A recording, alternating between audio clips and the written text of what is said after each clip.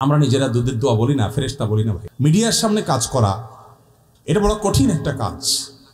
ইখলাস শুধুমাত্র আল্লাহকে খুশি করার জন্য করা এটা বড় কঠিন হয়ে গেছে ভাই, বহু কঠিন হয়ে গেছে।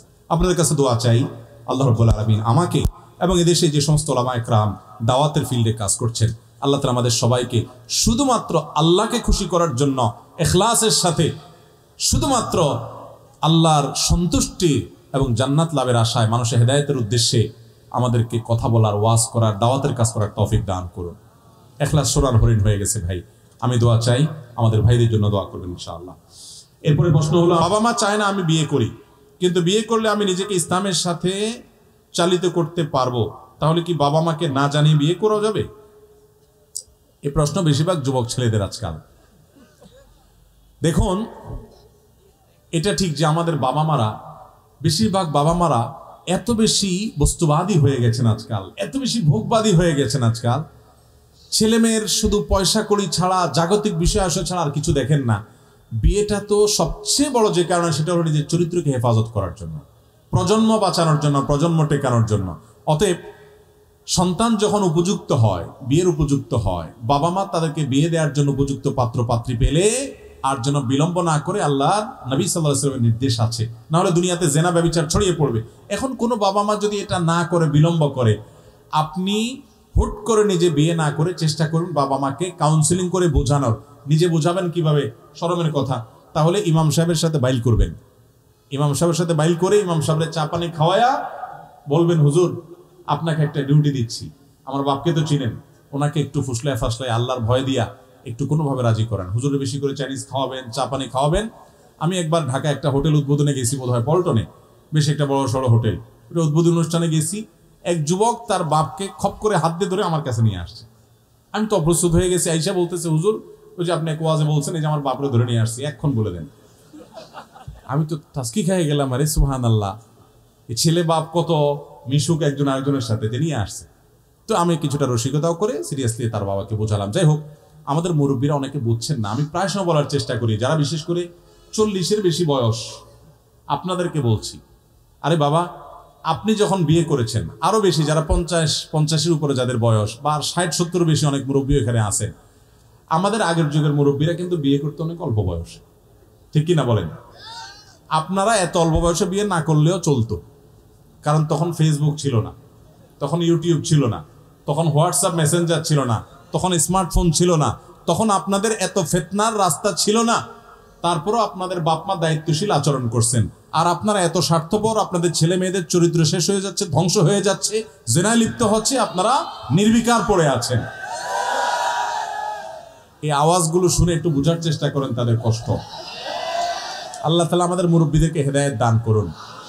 রসিকতা করছি না, আমি সমস্ত মাহফিলে, সব মাহফিলে এটা বলার চেষ্টা করি, ছেলের বাবারা আল্লাহর ওয়াস্তে ছেলেদের বিয়ে দেওয়ার ব্যাপারে আন্তরিক হন। পায়দান ওর অজুহাত দিয়া 30-35 পর্যন্ত বয়স ঠেলে নিয়ে যায়েন না। মনে রাখবেন, আপনার সন্তানের চরিত্র কোটি কোটি টাকার চাইতে দামি। তারা বাঁচাতে পারছে না নিজেদেরকে, যুবকরা। অতএব তাদেরকে হেল্প করুন, সহযোগিতা করুন। সেই সাথে মেয়ের বাপ যারা আছেন, আপনাদের সমীপে করজোড়ে নিবেদন হলো, আপনাদের মেয়েগুলোর বিয়ের জন্য চড়া দরের মোহর দাবি করবেন না। বিয়ে দিবেন, ছেলেটার বেতন 20,000 টাকা, মোহর ধরেন 20 লাখ টাকা। আল্লাহ আপনার কি আকল দিছে বলেন? এটা কি মোহর না তামাশা? 20,000 টাকা বেতনের ছেলের কাছে যখন মেয়ে বিয়ে দিচ্ছেন, মোহর 50,000 হতে পারে, 1 লাখ হতে পারে। এই ছেলেকে 20 লাখ টাকার মোহর, 30 লাখ টাকার মোহর যে চাপায় দিচ্ছেন, এটার মানেটা কি? অসৎ উদ্দেশ্য। যদি বিয়ে ভেঙে যায় তাহলে 30 লাখ টাকা আদায় করব, এটা একটা বাণিজ্য বানায় ফেলছে মেয়ের বাপরা। ইন্না আযমান নিকাহি বারাকাতান আইসারুহা মাউন, হাদিসে আসছে, যে বিয়েতে খরচ, বিশেষ করে মোহর যত কম থাকে, সেটাতে আল্লাহ বরকত তত বেশি দেয়। আমাদের বাপ চাচাদের বিয়ের মোহর কত ছিল জিজ্ঞেস করেন তো? 2 টাকা, 5 টাকা, 10 টাকা। আপনি বলবেন তখনকার 10 টাকা, তখনকার 10 টাকা এখনকার 10 লাখ টাকা সমান তো না। এই মোহর ছিল। বিয়েগুলোকে টিকছে না, সব ভেঙে খান খান হয়ে গেছে।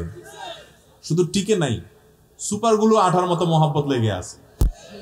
আর এখন 20 লাখ, 30 লাখ, 40 লাখ, 50 লাখ মোহর ধরেন, কোনো লাভ নাই। আরো কয়েক বছর আগে জাতীয় দৈনিক বলছে প্রতিদিন ঢাকা শহরে 39টা বিবাহ ভাঙে। ভেঙে সব টুকরা হয়ে যাচ্ছে, মেড ইন চায়না হয়ে গেছে সব ভালোবাসা। অতএব মোহরের বড় ফিগার কখনো সংসার টেকাতে পারে। মেয়ের বাবারা এই অসততার পথ পরিহার করবেন, পয়সাওয়ালা ছেলে খুঁজবেন না। ফজরের নামাজে জামাতে কোন যুবক হাজির হয় নিয়মিত, নামাজ লম্বা লম্বা কেরাত দিয়ে কোন যুবক পড়ে, কোন যুবক বিনয়ের সাথে চলাফেরা করে, এই যুবককে খুঁজে বের করেন। আল্লাহর কসম, কোটি কোটি টাকার মালিক যুবকের চাইতে এই যুবক অনেক শ্রেষ্ঠ। আপনার মেয়ের জীবনটাকে জীবন্ত জান্নাত করে দিতে পারে এ ধরনের যুবকের সঙ্গ। আল্লাহ আমাদের মেয়ের বাবাদেরকে হেদায়েত দান করুন, বুঝার তৌফিক দান করুন। তাহলে ভাই, মূল প্রশ্ন ছিল যে এখন বাপ মারে বাদ দিয়ে বিয়ে করবেন কিনা। আমি কিন্তু সে বুঝা বাজা জায়গায় আনছি যে বাপ মাকে বুঝায় করেন, বাবা মার অবাধ্য যথাসম্ভব হতে যাবেন। হ্যাঁ, যদি এমন হয় যে আপনার চরিত্র হেফাজত করতে পারছেন না, আপনি আলহামদুলিল্লাহ প্রাপ্তবয়স্ক ছেলে, বাবা মা কোনোভাবে ইসলাম বুঝেই না, তাহলে সেক্ষেত্রে আপনি এটা করতে পারেন। কিন্তু তার আগে অবশ্যই বিচক্ষণ কোনো আলেমের সাথে ইন্ডিভিজুয়াল আপনার কেসটাকে ভালো করে বলে তার কাছ থেকে সমাধান নেবেন, তারপরে সিদ্ধান্ত নেবেন। কারণ আপনি বয়স কম হওয়ার কারণে, অনভিজ্ঞ হওয়ার কারণে এমন কোনো জায়গায় পা দিয়ে ফেলতে পারেন যেটা আপনার বিপদ ডেকে আনবে। বিধায় খুব সাবধানে পা ফেলতে হবে। আল্লাহ কোরআনে অভিভাবকদেরকে নির্দেশ করেছেন, ও আনকিহু, তোমরা তোমাদের অধীনস্থদেরকে বিয়ে দাও। আল্লাহ তাআলা নির্দেশ করেছেন।